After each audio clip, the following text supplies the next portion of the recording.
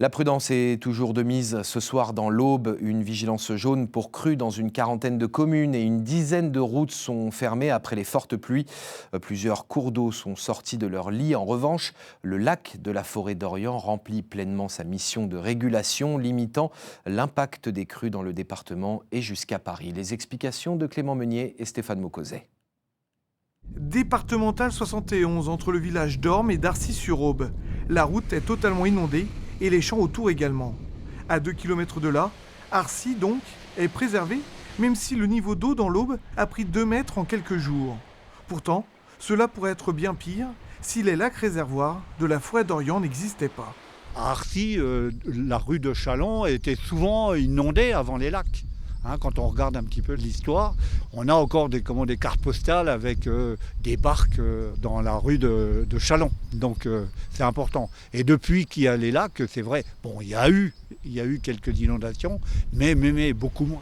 Les fameux lacs réservoirs, créés il y a 61 ans, ils permettent de réguler le niveau de la Seine et de ses affluents comme l'Aube. Avec un peu de chance, les travaux d'importance qui ont eu lieu l'automne dernier ont mis le lac à son niveau le plus bas.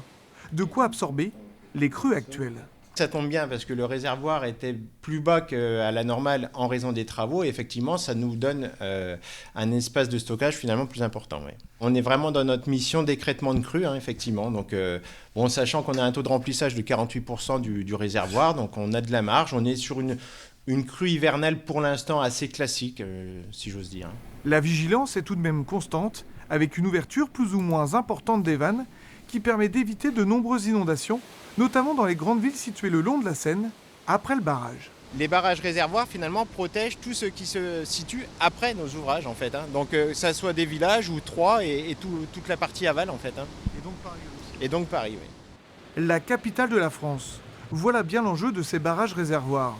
Les lacs de la Forêt d'Orient continuent au fil des ans de jouer leur rôle de régulation pour éviter toute catastrophe.